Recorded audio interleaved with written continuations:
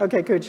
Okay, so we have our distinguished panelists here, and we have Mr. Zhou Xiaoping, General Manager of Wuhan Tianhe Airport. He's in charge of major airport. Tianhe has 25 million passengers last year. Before COVID, it's 29 million. Yeah, okay, thank you. And we have my colleague, Dr. Tommy Zhang. Okay, thank you. And then we have Paul Carroll, old friend here. This is from AirAsia. Paul is a Group Chief Revenue and Network Officer at AirAsia. Paul is our China expert. And also we have Vivian Zhang, Chief Operating Officer from Hong Kong International Airport. Okay, thank you. Thank you, our panel. Yeah. Okay, good. So I have prepared a number of questions, yeah, for our panelists here. So shall I start with the question about the consumer behavior change? Yeah. So we have noticed, many people discussing, the Chinese, the tourists, the behavior possibly. Have you observed any changes? Paul, shall I start with you? Then, because you are here, in Southeast Asia, see quite a lot of, for the Chinese tourists here today, compared with the pre-COVID period, have you observed any changes? Yeah, I mean, good to be here, Zheng. Thanks for having me. I think, look, the China market for us obviously is a hugely important market for AirAsia pre-pandemic. We were carrying about 4.5 million passengers annually in and out of China, 50 routes across 18 destinations. So very, very big market for us.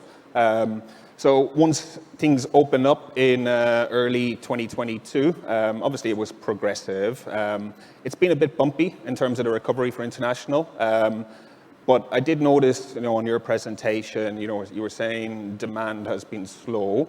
I think we did observe that, but since December, we've really seen the handcuffs come off somewhat. I think you would be aware that the Malaysia government announced visa-free for Chinese nationals, Thailand as well. So we've really seen a strong rebound in demand in China. So for Q1, we expect our capacity globally to be back to about 80% of pre-pandemic levels. Our Malaysian business has already exceeded its pre-pandemic capacity into mainland China. So all this negativity on the China recovery, I was there myself. I think I was also a bit cautious, but we're seeing some really, really bright sparks coming out on the demand side. So you can imagine, with those visa restrictions being lifted in terms of consumer behavior. So I suppose previously, you had to go through a very complicated process to get visas, both sides of the market. At the moment, you can just book your flight to China tomorrow and go. So booking behavior is extremely late now. We're noticing the China market is actually booking later than a lot of our domestic markets. So that's a big win for us. So AirAsia as a business, we're invested in China. We're very confident on the China market, and we think we're going to have a good year in 2024 in China. Okay, thank you. Thank you, Paul.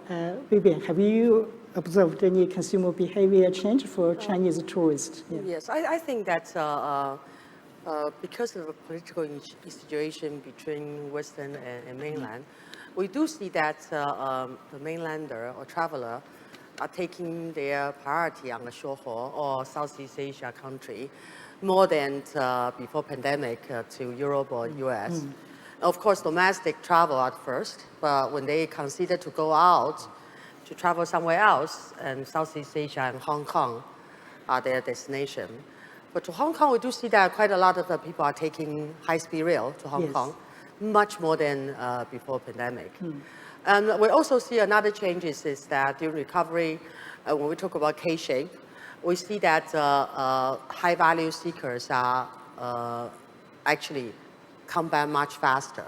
By seeing our retail revenue, although the number of mainland passenger, have not totally come back, but actually the retail revenue already exceed the pre-pandemic level.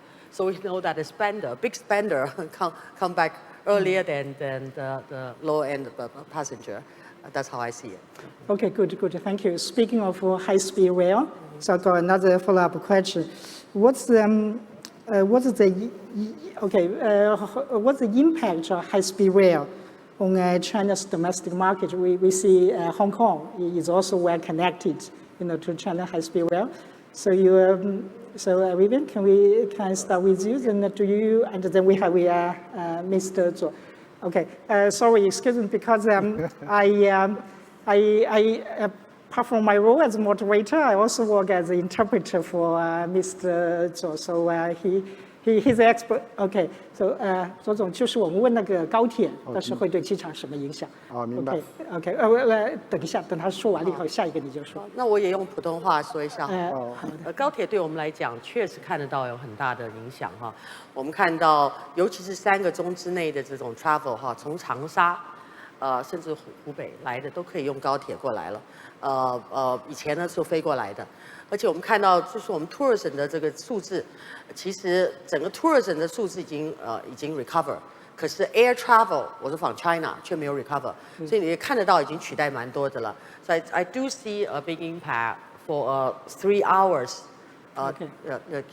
land transport time that will be replaced by high-speed rail. Good. Okay, thank you, Vivian, for explaining that to Mr. Zhou. Okay, so thank you. So, Mr. 左总觉得 okay, so we ask Wuhan Airport, because Wuhan Airport is in central China. The airport is the largest in central China. It handled 29 million passengers before COVID, now 25.5 million. So the airport is well served by high-speed rail. If we look into the the threat or competition from high-speed rail, Wuhan actually provides the best case study or example. Yeah. So Mr. Zhou will tell you something from his role as the CEO General Manager of the airport. Yeah. So we have the first-hand information from Mr. Zhou. 我刚就跟他解释，武汉就在中部，所以有很多高铁竞争。然后你说一句，我就翻译一句。So when Mr. Zhou explains one sentence, I'll translate. Thank you. 谢谢博士。这个我先把第一个武汉所处的地理环境和武汉高铁、高速公路跟航空之间的关系介绍一下。Okay, Mr. Zhou now will tell us, why the location of Wuhan and how and why it's being heavily affected by high-speed rail. 武汉整个城市位于中国的中部，武汉天河机场也是位于整个全国中心网的中间。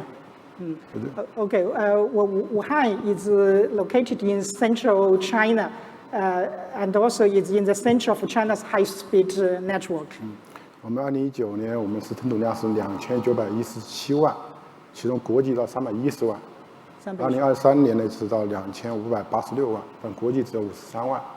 这个并不是因为高铁的原因，我简单介绍一下。Okay. 武汉现在目前湖北省内的高铁网2604公里，2600。高速公路是将近8000公里，这个武汉机场、武汉市内有3个高铁站，最高峰是达到4万架，每个站10万人次。Good.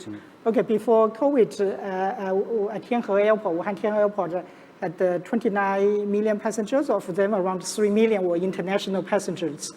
And now, the total passenger number reduced to 25 million. And the international passenger, 国际旅客是多少？去年的？去年国际53万。53万。International passenger number was just 530,000, so it's like around just 500,000. Yeah. And there are 3 high-speed rail stations in Wuhan. 去年我们国内的增长达到102%。国内的那个就是恢复哈旅客。Okay, so when you look at Wuhan Airport, domestic market, there have we already compared with 2019 is already reached 102% compared with 2019. 国际和地区不到20%。国际和地区啊。对对。Okay. However, when you look at the international market and also the routes to Hong Kong, Macau, and Taiwan, the recovery was less than 20%. 但是我们从调取数据来看的话，因为2019年我们外国航司飞武汉的占了50%以上，但是今年我们外国航司飞武汉的份额非常低，10%都不到。Okay, so before COVID, so for those airlines that operate on international routes, foreign airlines accounted for 50%. Yeah, half of the international routes were operated by foreign airlines. But now, the proportion was reduced to 10%. At the moment, just 10%.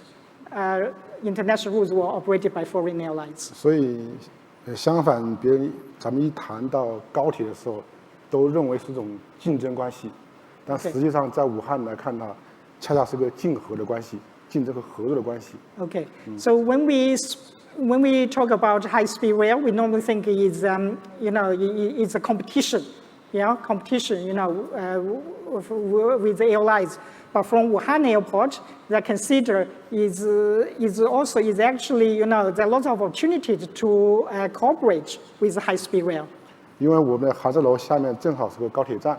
Okay, so for Wuhan Tianhe Airport terminal, underneath terminal, there is a high-speed rail station. Actually, I've been there. So, when you leave the airport, actually, if you walk less than, I think, just 6 minutes, you can get to the high-speed rail station. Yeah, 我刚跟他解释，就6分钟就可以走到。Yes. 所以说，我们可以把这个湖北省东西740公里，南北470公里，整个6000万人口通过高铁输送到武汉天河机场来。Okay, 470公里。Okay, so 南北470，宽470，长度东西是740。Okay, 南北470、740。Okay. 6000万人啊。Okay, so basically, they now identify the strategy is that for when you look at the north-south, they look at sort of like 470 kilometers radius. Then that can attract passengers to Wuhan Airport. When you look at the east-west, that's even longer, more than 700 kilometers. They're considered that as the catchment area. So actually, high-speed rail network has effectively enlarged the airport catchment area. 所以现在我们呢，通过高铁和航空之间的护送旅客，比2019年增长了6倍。Okay, so and now there have we seen many passengers brought to the airport by high-speed rail. And they, if you look into the numbers, so they increased by six times. Yeah. Okay. Good. Okay. Okay. Thank you. So that's very useful insights from Wuhan Airport. So basically, they're not considering as a competitor, but more of a collaborator. Good. Okay. Thank you. To our panel, have we any further comments about high-speed rail? Okay. Now another. Question I want to ask our panel is about how airlines, airports can respond to this uncertainty in the markets. Yeah, we see issues are changing, and also visa. I think China actually so basically has got like a visa-free scheme to many countries, and also same for Thailand, Malaysia. And also Singapore, So now that do not need, so basically offered a visa waiver for Chinese tourists, So basically we have some positive news, like the visa. We also have some things, the international market has become particularly volatile and uncertainty. So how should airlines and airports respond to the market change? Okay, Paul, shall we start with you? Yeah, sure. So I think one thing, Zheng, to highlight what's been very welcome from the airlines' perspective is the flexibility we've had on our historical slots in China. So I think coming out of the pandemic, we had a big concern whether the historic slots were going to be, enforced in terms of the recovery. The CAC policy is in place now where we have flexibility to manage our capacity up and down, according to demand. And, if demand is weak, we have the flexibility to manage down capacity without impacting the historic slots. So that's been a welcome thing for us in terms of being able to have that flexibility. I think the airport relationship for us in China, we have invested in China 20 years ago. So we've obviously built a lot of strong relationships with the authorities, with the airports, and Hong Kong as well. I was on a panel with Vivian next to me in November. Hong Kong have been very supportive. We've been able to grow capacity, new destinations in Hong Kong and mainland China as well. So I think from the AirAsia perspective, tier 1 cities, we didn't have access to slots pre-COVID, like Shanghai, Beijing. We've managed to invest in new destinations. There's been some alleviation in congestion at those airports. So we've been able to take some opportunity there to grow. We couldn't have done that without the support of the airports, and we really appreciate it. Good. Okay, thank you. Yeah, Vivian. Yeah. Airports, I think, yes, very important that airport being resilient for all this up and down of the market. But I think that the way we look at it is that everything is short-term. Looking at long-term, this line is still moving, for CAGR, 5 to 10% when you are nearby mainland markets.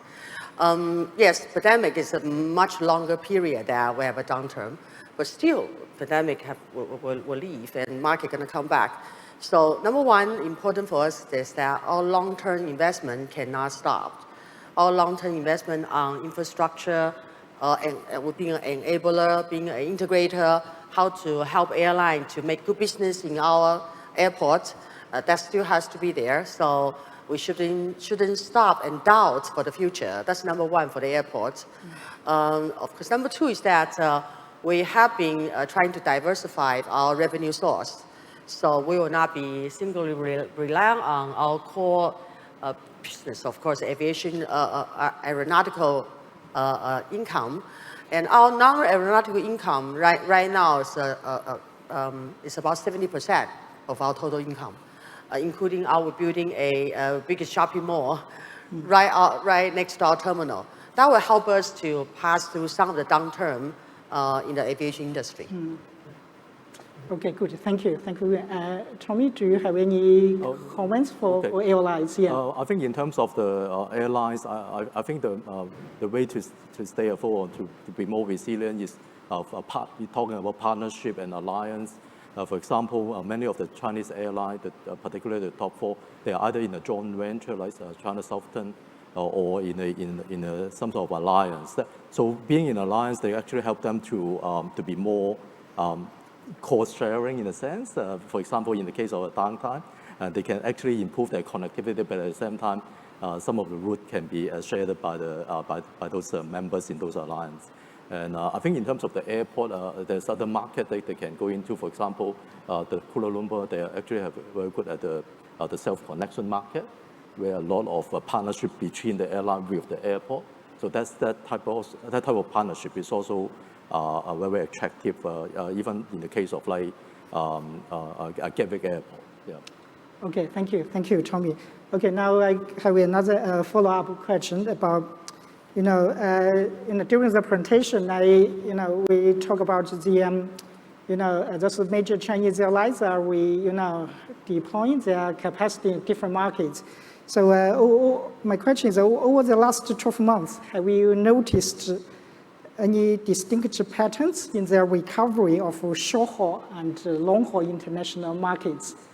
Say we got the question possibly for Vivian, you think from Hong Kong airport's perspective, you recovery for short-haul international, any patterns that Paul possibly can tell us, particularly for your routes to China, what were the patterns? 左总，然后这个是我们这个问题，就是过去12个月里面，就是我们在短途和远程的那个航线恢复有没有一些什么特征 ？Okay, so I just explained that to Mr. Zhou. So basically, we'll start with Vivian, then Paul, then Mr. Zhou. Sure. Okay, thank you. Definitely, I see that short-haul recover much faster. I think that I'm not an airline expert, but I try to lobby AirAsia to fly long haul from Hong Kong to US. But I guess some airline aircraft model, that's hard to do that. But as I see that, not just for Hong Kong, long haul recover much slower. Same as for other regions. We see that even in the United States, same as China, same as mainland, that domestic travel recover much faster. And the route between Eastern US and UK that 6 hours flight have recovered very fast. And when I trying to ask the long haul carrier to come back Hong Kong resume earlier, the long haul carrier's concern is that they don't have enough aircraft or pilots. So the first thing they will focus on the market around them, their city themselves. Once they have a spare capacity, they will consider long haul. So that's how I see it right now. The reality is that short haul is not coming back much faster than long haul, at least 25% much faster. And I will leave airline to explain that situation. Thank you very much, Paul. Yeah. Yeah, so I think, look, at one thing we've observed with the visa-free, particularly in our Malaysian market, is so pre-pandemic, 70% of demand in and out of China would have been from China. So we're starting to see a significant shift in terms of inbound demand to China. So I think as a destination, it's becoming more appealing for Singaporeans, Malaysians, Thais to visit China. So that's one structural change we're observing over the last 3 months. And I think that's a fantastic thing for the Chinese economy as well. I think they're quite smart in terms of giving this visa-free. And it gives us a much more balanced demand profile on the market. So that's one consumer trend we're noticing a change in. The other thing we're noticing, as we ramp up capacity, they're not just traveling point to point. We see a lot more Chinese tourists over the last 2 to 3 months on our domestic Thai business, our domestic Malaysian business, so that's really allowing us to invest in more capacity into China because it's obviously feeding through our big hub in KL and Bangkok. So they're not just doing the point-to-point, they're doing the Singapore trip onwards to Malaysia, onto Thailand as well. So that trend that was there pre-COVID, all things being equal, it seems to be, we're coming back to a more normalized demand pattern, So it's very interesting to see it. Yeah, thank you, Paul. AirAsia is a major player in the China, Southeast Asia markets. So AirChina fly from Malaysia, Thailand, Philippines, and almost everywhere in Southeast Asia to China. So what's your plan for the China market in the next 12 months? Do you have plan to expand? Because yesterday we heard from CEO of Thai International Airlines. His observation is that demand China actually is quite weak for them, and load factor less than 80%. I think the Q1 performance in China will surprise a lot of people. Unless I'm misreading our data, which I don't believe I am, it's been very resilient for us, very strong. And what the go-forward plan is, we want to get back to pre-COVID capacity in China as quickly as possible. As I say, by the end of Q1, we expect to be somewhere between 75 to 80% recovered. Second half of the year, we are still reactivating our fleet. We've got about 170 aircraft out of 200 flying at the moment. We believe by third quarter we'll be fully operational, and we will invest in China. So in terms of getting the pre-pandemic capacity back, that's our ambition. And absolutely, we're looking for new growth opportunities. In all parts of China. Southern China. The tier 1 cities, even in Western China, we're absolutely committed to this market. And if Q1 performance maintains, I'm very confident by second half of the year we'll have recovered 100% of our pre-pandemic capacity and beyond. Okay, good. Paul, another follow-up question, because you're also in charge of revenue for AirAsia. So does AirAsia still plan to use a low fare to stimulate demand, or are you now thinking to charge as much as you can, we're still very active in terms of generating demand through low, affordable fares. Yes. The strategy has not changed. The fare environment is improved versus pre-COVID. Absolutely, I think that's a story you're probably hearing globally. But there's a lot of other factors driving that: inflationary pressures, high fuel price. But yeah, look, with reduced capacity, seasonality factors that play, yes, the fare environment versus pre-pandemic, typically 25 to 30% higher fares than pre-COVID. One thing I will say is, we're hearing a softening of yields. We're not observing that in China yet. I think the fare environment is still quite rational and elevated. We're seeing it in other markets in Southeast Asia, but certainly not yet in the China market. But I think once the Chinese carriers start investing in capacity back into Southeast Asia, I think we will start seeing a normalization of fares going forward. Okay, good. Okay, thank you, Paul. 左总，那个您是觉得怎么样？那个就是市场的那个变化？是的，我关注到了这个关于长途和短途都不是太理想的原因。通过我天航机场来分析的话，这个长途这块受制于政策和航权的影响比较大。Okay, so I just so Mr. Zhou said from Wuhan Tianhe Airport perspective, and the recovery for long-haul operations has been very slow. They have been heavily affected. 而很多短途这块受制于主要原因就是境外的运力和保障资源的影响也比较大。Okay, so for short haul, so it's doing much better, and also the capacity recovery, and also from airport perspective, they provide support to airlines. Yeah. 所以造成很多航司对这个市场情况，在一段时间内不抱很乐观的态度。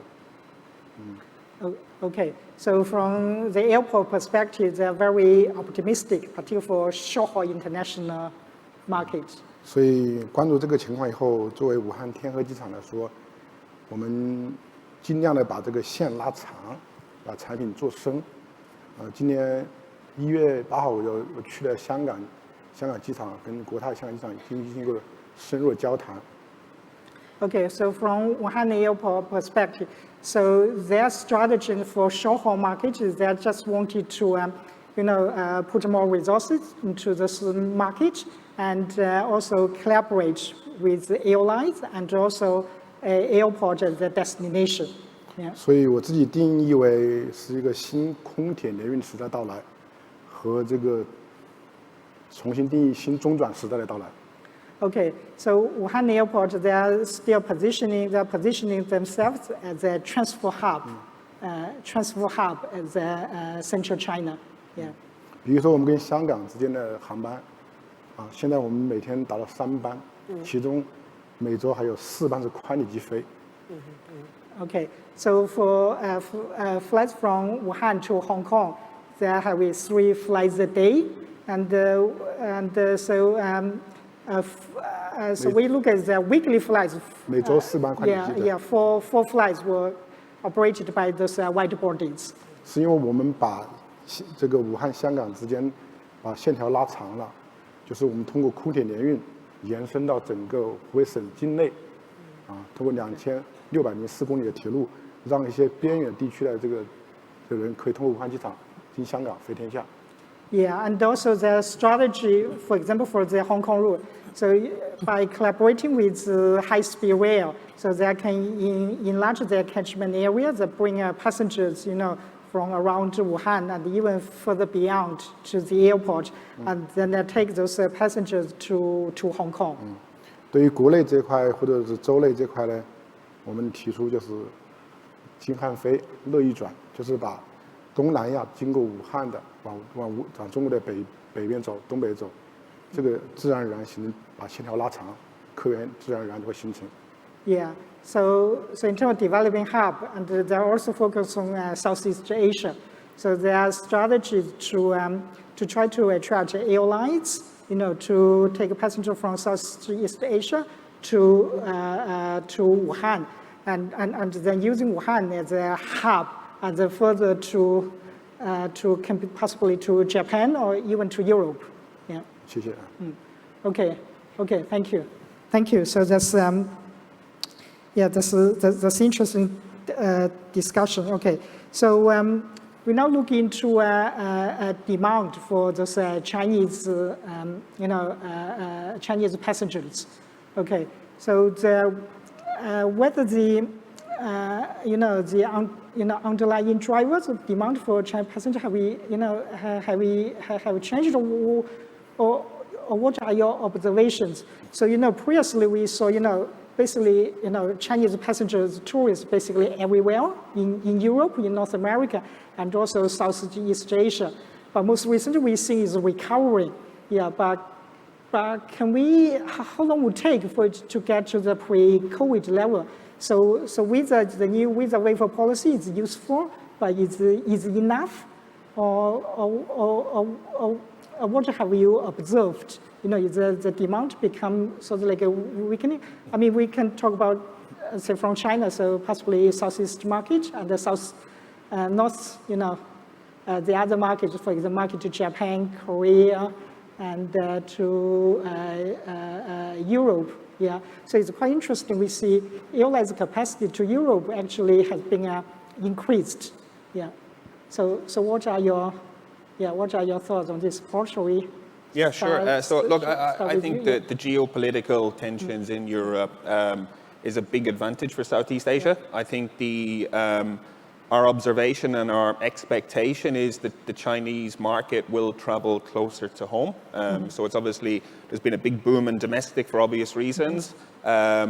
But I do believe that the capacity we're investing in, the passengers are going to stay closer to home. So we'll be following those trends closely, and if that actually is the case, we'll be ready to ramp up capacity according to it as well. I think other airlines are also having challenges reactivating aircraft, ourselves included. So there's probably some friction in terms of recovering capacity due to fleet shortages as well. So, but I think it's important, how important that market has been for us pre-COVID. We are we're very confident that we want to get back in there, in a big way. So, and I think it's our playground. Southeast Asia is our playground, and I think we'll be ready to ramp up as soon as possible. Okay, good. Thank you. Vivian, you. Well, I think that mainland's group travel is pretty much affected by the government's encouragement. And I think group travel will be probably focused more on Belt and Road country. Of course, Southeast Asia are going to be the priority. And for free travel, you're going to still see that they go everywhere that because kids need to go to school in Europe or US or Australia. So a lot of free travel still will go to those cities. But in group travel, I will see that will be more focused on Belt and Road country. In fact, we already start to see that, even travel through Hong Kong. Okay, so what do you think about the long-haul market, long-haul recovery, say the market particular to Europe and North America? Yeah, what are your views? I think long-haul, I just mentioned about the business still, free travel business, that's still long-haul will be there. But then three type of people, free travel for business, and also kids need to go. Every year before pandemic, there will be thousands, millions for students going to all this Western country. And that you see less, but still going on, but I think it's less than before. The long haul, the group tour will be much less than before. Okay, good, thank you. 左总，我们刚刚讲那个远程航线那个恢复，您觉得是怎么样的 ？So I just throw the question to Mr. Zhou. Yeah. 远程航线的恢复，我个人持乐观态度的，因为毕竟举个简单例子，就去年2013年，中国民航的吞吐量是6.3亿人，6.3亿，6.3亿，对，实际上这个乘坐航班的人员也只有这个1点几个人，不到2亿人，1点几亿，对，不到2亿人，所以中国这么大一个经济体量和人口，很多人对于这个走出去啊，在对外开发啊，包括对外的经贸，都需要远程航线的支持。那么，刚刚说了新的这个 Okay, I just transfer. Okay, Mr. Zhou provided some interesting figures for us. So last year, Chinese passengers, that's 620 million. Okay, but actually, when you look at those unique passengers, those passengers that traveled last year is actually just around 150 million something. Yeah, so that means only 10% of Chinese population traveled last year. So still 90% of Chinese population haven't traveled, at least they didn't travel last year. So the market is still big, there's lots of potential there. 对 Thank you. 昨天我也关注到，昨天这个中国国新办召开新闻发布会，交通部民航局也关于这个国际航线、国际数的打造有个明确的安排，所以我还是持很乐观态度。Okay, Mr. Zhou just told us yesterday, China's central government just had a meeting, high-level meeting, to discuss, international market recovery for even for Chinese airlines. So they expected to sort of like more supportive measures, yeah, to be released or introduced. Yeah, thank you, good. So we know, when you operate in China, government plays a very important role. Particularly, in the aviation market, that's the CAAC, Civil Aviation Administration for China. The regulator plays a very important role. We have a question particular for Mr. Zhou. The question is, what is the impact of current CAAC policy on slot allocation, fleet, and network planning for Chinese airlines and also airports? 周总，这个是关于CAAC 民航局它的那个政策对航空公司啊、网络啊、对机场啊，这个有没有什么影响？那个 So we start with Mr. Zhou. Paul, possibly you also have experience dealing with the CAAC. Yeah, I remember a couple of years ago, AirAsia wanted to set up a subsidiary in China, AirAsia China. Yeah, possibly you can tell us a little bit about, the work with the regulator. So we start with Mr. Zhou. Yeah. 我个人解读这个政策是鼓励这个北上广深一些这个大型的枢纽机场做强枢纽，鼓励一些大型航司勇敢的这个都走出去。Okay, so now CAAC has their policy has recently shifted to particularly focus on 3 major hubs in China. That's Beijing, yeah, Shanghai, and Guangzhou. So CAAC putting more resources to support those biggest 3 hubs.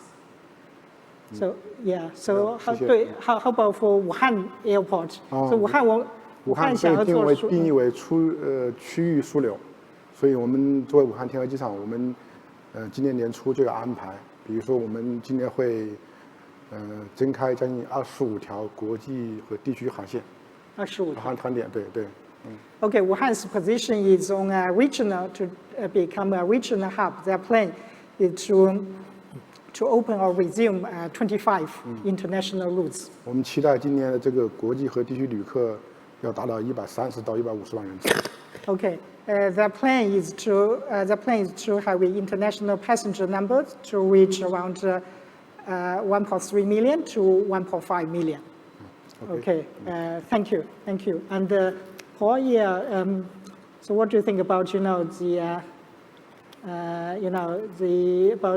policy, issues?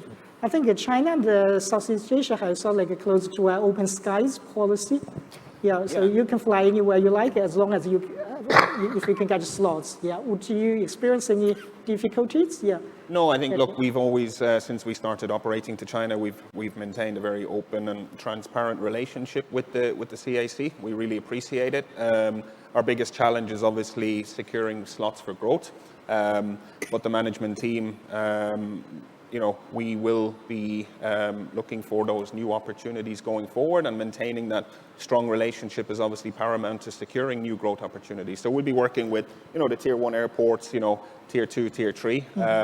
We're agnostic to, we can fly, where there's demand. We're happy to evaluate. So maintaining that relationship going forward is very, very crucial. Okay, good. Okay, thank you very much. So this is my, the end of our panel discussion. I'd like to thank you, our distinguished panelists, and your insights and comments being, really useful. Okay, thank you very much. Yeah, thank you. Thanks. Yeah.